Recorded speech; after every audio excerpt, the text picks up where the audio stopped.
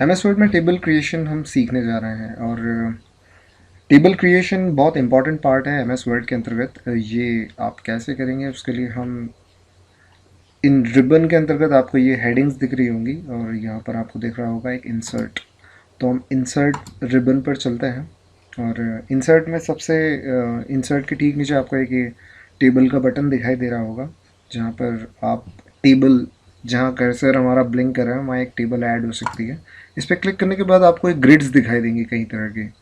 तो आप सिर्फ कर्सर ले जाएं, क्लिक आपको अभी नहीं करना है। पहले आप ये डिसाइड कर लें कि आपको कितनी बड़ी टेबल चाहिए। तो जितनी आप ग्रिड पर सिर्फ माउस का पॉइंटर ले जाएंगे, उतनी आपको उतने बाय उतनी की टेबल आपको मिल जाएगी। यहाँ आपको 5 बाय 4 की टेबल दिखाई दे रही होगी। 5 का मतलब है कि कॉलम की संख्या 5 और रोज़ की संख्या 4 हो गई। रोज़ यानी पंक्तियाँ, और कॉलम यानी स्तंभ। तो आपको यहाँ 5 बाय 4 की एक टेबल क्रिएट करनी है, तो यहाँ जाकर आप क्लिक कर सकते हैं। जैसे मैं यहाँ क्लिक करता हूँ तो अब यहाँ पर एक टेबल क्रिएट हो गई। ये टेबल बाय डिफ़ॉल्ट अपने आप दोनों साइड से मार्जिन छोड़ते हुए क्रिएट हो जाएगी। अब ऊपर की जो ये पट्टी या ये पंक्ति जो है, इसको हम हेडिंग रो कहते हैं। आप यहाँ जो भी डालेंगे ये हेडिंग बन जाएगा। जैसे हम सपोज़ एक लिस्ट बनाना चाहें, जैसे मैंने यहाँ पर लिखा सीरियल नंबर,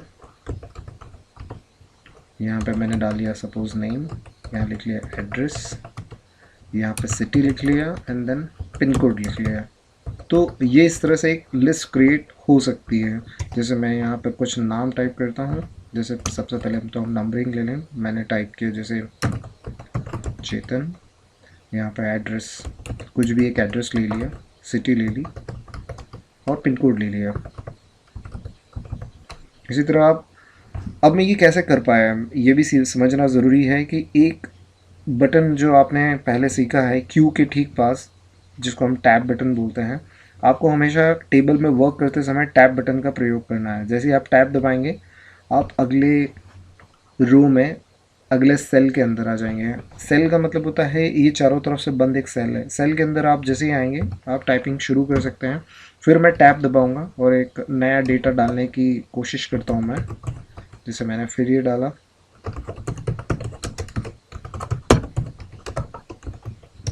फिर मैंने नया डेटा डाला, और मैं टैब दबाता जा रहा हूँ और आगे बढ़ता जा रहा हूँ। तो इस तरह से ये टेबल क्रिएट होती है। तो जब आप वर्क करते करते जब लास्ट टैब में आ जाते हैं, तो आपको यहाँ पर लास्ट सेल में आने के बाद टैब बटन प्रेस करना है। तो इससे ऑटोमेटिकली आपकी अगली रो जुड़ती चली जाएगी, और आप अपनी जो टाइपिंग है या डेटा डालना जो है वो कंटिन्यूस रख सकते हैं। अब यहाँ एक बात समझने लायक है कि जब आप टेबल में वर्क कर रहे होते हैं, तो इसमें रिवर्स जाने के लिए भी आपको टैब का ही प्रयोग करना है, लेकिन उसके लिए शिफ्ट और टैब का उपयोग कीजिए। तो अगर आपको कोई डेटा बदलना हो, तो आप शिफ्ट के साथ टैब दबाएंगे तो ऑटोमेटिकली आपका जो कर्सर है वो पीछे की तरफ जाएगा। जैसे आपको कोई नाम बदलना हो, तो वहाँ आप जाकर टाइप कर सकते हैं नाम। जैसे मैंने यहाँ पर एक नाम बदलना था मुझे, तो मैंने बदल दिया, और आप फिर से अपने डेटा की ओर आ सकते हैं। अब इसके बाद हम थोड़ा सा टेबलिंग में आगे बढ़ते हैं। यहाँ आपको जो, अगर एक टेबल आप बना चुके हैं और उसके बाद आपको अगली टेबल चाहिए और टेबल के बीच में गैप चाहिए, तो आप एंटर कर लीजिए। और अगर आपको इसी टेबल को आगे बढ़ाना है, तो आप टैब प्रेस करते जाइए, तो आपके पास खाली रोज़ आती जाएंगे। अगर आपको अलग से एक टेबल बनानी है, तो आपको कर्सर बाहर लाना पड़ेगा, इंटर करना पड़ेगा। देन आप अपने हिसाब से जो भी टेबल, जितनी भी रोज़ और कॉलम की टेबल बनाना चाहेंगे, आप बना सकते हैं। आप जितनी कॉलम्स बढ़ाएंगे, वो कॉलम्स उतने ही छोटे होते जाएंगे। तो यहाँ आपको ये बात ध्यान रखनी है। और अब इसके अंदर जब आप टेबल क्रिएट कर लेते हैं, तो कॉलम और रो की जो साइज़ है वो भी आप यहाँ से डिसाइड कर सकते हैं। जैसे आपको सीरियल नंबर ऊपर दिखाई दे रहा है, तो ये जो आपको लाइन दिखाई दे रही है, ये विड्थ होती है कॉलम की। आप इसको पकड़ के सरका सकते हैं। जैसे सीरियल नंबर में हमें कम जगह चाहिए, नेम में ज़्यादा जगह चाहिए, या एड्रेस में और थोड़ी ज़्यादा जगह चाहिए, तो आप इस तरह से इस लाइन को सरका सकते हैं। तो ये टेबल क्रिएशन के वक्त आप कभी भी डिसाइड कर सकते हैं, ज़रूरी नहीं कि उसी वक्त करें। बाद में भी आप टेबल को कम या ज़्यादा अपने हिसाब से सेटिंग जमा सकते हैं। अब यहाँ से थोड़ा हम आगे बढ़ते हैं। जैसे आप ये दो टेबलें यहाँ पर देख रहे हैं, अब इन टेबल्स को हम डिलीट करना सीखेंगे। अगर आप टेबल को डिलीट करना चाहते हैं, हटाना चाहते हैं, तो आप यहाँ पर एक ये जो बटन देख रहे हैं प्लस का, ये जो बहुत देर से अपीयर होता है, आपको इस पर क्लिक करना है और फिर कीबोर्ड में डिलीट का बटन दबाना है। तो इससे टेबल तो डिलीट नहीं होगी, इसका डेटा जरूर डिलीट हो जाएगा, लेकिन चूंकि इसमें कोई डेटा नहीं था, हम ऊपर देखते हैं यही प्रैक्टिकल करके। जैसे आप ये वाली टेबल देख रहे हैं, तो यहाँ पर आपको ये जो प्लस का बटन दिखाई दे रहा है, यहाँ पर आप क्लिक करेंगे तो सारा डेटा सिलेक्ट हो जाएगा। आप डिलीट प्रेस करेंगे लेकिन टेबल डिलीट नहीं होगी। तो डिलीट के बटन से टेबल डिलीट नहीं होगी। टेबल को डिलीट करने के लिए एक ही तरीका है कि आप डिज़ाइन के बाद एक लेआउट आपको ऊपर दिखाई दे रहा होगा, इस लेआउट में जाके आप यहाँ ये जो बटन देख रहे हैं डिलीट टेबल, यहीं से टेबल डिलीट होगी और इसमें भी आप सारे कॉलम्स या जो भी आप सिलेक्ट करेंगे वो डिलीट होगा। अगर आप पूरी एंटायर टेबल डिलीट करना चाहते हैं तो आप यहाँ से डिलीट टेबल कर सकते हैं, या फिर अगर आप कोई कॉलम डिलीट करना चाहते हैं तो उस कॉलम में आप कर्सर रख दीजिए, फिर आप जाइए लेआउट पर, फिर आप जाइए इस बटन पर, यहाँ पर आप डिलीट कॉलम करेंगे तो वो पर्टिकुलर कॉलम डिलीट हो जाएगा जहाँ पर आपका कर्सर था। अगर आप कोई रो डिलीट करना चाहते हैं, जैसे मैं हर्ष वाली रो डिलीट करना चाहता हूँ, तो मुझे यहाँ पर जाना है डिलीट रो, तो वो वाली पर्टिकुलर रो डिलीट हो जाएगी। जैसे मुझे नीचे वाली टेबल की अब ज़रूरत नहीं है, तो अब आपको यहाँ प्लस का बटन नहीं दिखाई दे रहा होगा, तो उसके लिए आपको कर्सर अंदर ले जाके क्लिक करना होगा, तब जाकर ही ये प्लस का बटन आएगा। अब जब आप इसको सिलेक्ट करेंगे तो ही जाकर आप टेबल को इस बड़े बटन से भी डिलीट कर सकते हैं। यहाँ पे क्लिक करेंगे डिलीट हो जाएगी, यहाँ जाकर डिलीट। एक बात पर और आप ध्यान दें कि जब आप टेबल से बाहर होते हैं, आपका कर्सर बाहर होता है, तो ऊपर आपको लेआउट का बटन कभी नहीं दिखाई देगा। अगर आप टेबल के अंदर हैं, आप जब क्लिक करते हैं तो ही आपको डिज़ाइन और लेआउट बटन दिखाई देंगे। यानी आपने अपने पेज पर टेबल क्रिएट कर रखी है तो डिज़ाइन और लेआउट तभी नज़र आएंगे जब आप टेबल के अंदर हों। तो अभी हम टेबल के अंदर हैं फ़िलहाल में, तो हम वापस से लेआउट पर चलते हैं। अब लेआउट पर जो आपको दिखाई दे रहा है वो हम थोड़ा सा और समझने की कोशिश करते हैं कि किससे क्या होता है। जैसे अब आपको यहाँ पर जो भी बटन दिखाई दे रहे हैं उनके क्या क्या उपयोग हैं, कैसे कैसे हम उनको आगे ले जा सकते हैं, कैसे उपयोग कर सकते हैं, वो चलते हैं। सबसे पहले आपको ये 4 बटन समझने होंगे, बड़े बड़े काम के हैं, क्योंकि जब हम टेबल बना लेते हैं तो कई बार हमें ज़रूरत होती है कि हम अचानक से हमारी टेबल के अंदर कॉलम्स जोड़ें, रोज़ जोड़ें और बीच में जोड़ें, आगे या पीछे जोड़ें। वो कैसे करते हैं, जैसे अचानक आपको ये चाहिए कि नेम के बाद और एड्रेस के बीच में अचानक आपको एक कॉलम की ज़रूरत पड़ती है सरनेम की, तो आप कैसे जोड़ेंगे इसको। तो आप सिंपली एक कर्सर ले जाइए अपना और यहाँ पर आपको कहीं ना कहीं एक ना एक जगह रो दिखाई दे रही हो, सॉरी कॉलम दिखाई दे रहा होगा। जैसे आपको ये दिख रहा है इंसर्ट लेफ्ट और इंसर्ट राइट। अब ये क्या इंसर्ट करने को बोल रहा है, इंसर्ट का मतलब होता है जोड़ना, क्रिएट करना। तो ये आपको जो इंसर्ट राइट दे रहा है, यहाँ पे एक ब्लू पट्टी दिख रही है, ब्लू पट्टी का मतलब है कि ये कॉलम जोड़ने की बात कर रहा है। जैसे ही आप इस पर क्लिक करते हैं तो आपको एक कॉलम नेम के यानी हमारे राइट साइड में मिल जाता है। मैं कंट्रोल Z दबा के इसको पहले हटा रहा हूँ अभी कुछ देर के लिए। इन सिमिलर वे अगर मेरा कर्सर यहाँ है और अगर मैं इंसर्ट लेफ़्ट कर देता तो कॉलम इसके पहले जुड़ जाता। तो इस तरह से आप इसके लेफ़्ट में या राइट में कॉलम जोड़ सकते हैं। इन अ सिमिलर वे अगर आप 2 और 3, जैसे आप ये 2 के बाद कोई रो जोड़ना चाहते हैं, रो का मतलब होता है एक पट्टी, पूरी पंक्ति, तो आपको यहाँ पे यही दिखाई दे रहा होगा कि इंसर्ट अबाउट, अबाउ और इंसर्ट बिलो। तो 2 के ऊपर या 2 के नीचे, तो सपोज 2 के नीचे मुझे एक रो चाहिए तो मैं इंसर्ट बिलो पे क्लिक करता हूँ तो एक सिंपली एक रो जुड़ जाएगी। इसमें आपकी नंबरिंग थोड़ी सी बिगड़ जाएगी, लेकिन आप एक नई रो जोड़ सकते हैं। जैसे मुझे 3 और 4 के अबाउ में या 4 के अबाउ में कोई रो चाहिए तो मैं इंसर्ट अबाउ पे जाऊँगा, एक नई रो जोड़ सकता हूँ। तो ये तो महत्वपूर्ण 4 बटन हुए जिनसे हम नई रो और नया कॉलम टेबल में कभी भी जोड़ सकते हैं। टेबल लेआउट के अगले सेक्शन में हम लोग समझेंगे कि किस तरह से टेबल के जो कॉलम्स और रोज़ होते हैं इन्हें हम बराबर जमाना सीखें। जैसे अभी हम टेबल के अंदर हैं तो ये लेआउट फिर से उभर गया है। तो इसमें आपको दिख रहा होगा डिस्ट्रीब्यूट रोज़ और डिस्ट्रीब्यूट कॉलम्स।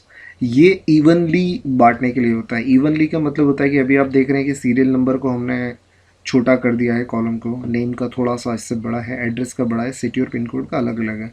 अगर आप सबको बराबर करना चाहते हैं तो आप ये ऊपर की रो को सिलेक्ट कर लीजिए और इसमें लिखा हुआ डिस्ट्रीब्यूट कॉलम्स। आप जब आप इसको सिलेक्ट करेंगे तो ये देखिए आपके ऊपर की जो हेडिंग्स है वो सारी एक जैसी हो गई, एक जैसी विड्थ वाली हो गई, लेकिन ये गलत तरीका है।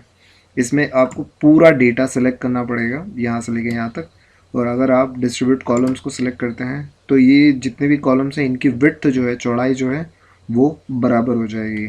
और इसी तरह आपको ये जो दिखाई दे रहा था लेआउट के अंदर डिस्ट्रीब्यूट कॉलम्स के ऊपर रोज़, ये तब काम करता है जब आप रोज़ की विड्थ बढ़ा लेते हैं। जैसे सपोज़ मैं यहाँ से रोज़ की विड्थ बढ़ा रहा हूँ तो ये आपको अभी तो इवन दिख रही है, एक जैसी दिख रही है, लेकिन कभी कभार होता है कि जब आप अपनी मर्ज़ी से इसे ऊपर नीचे कर लेते हैं।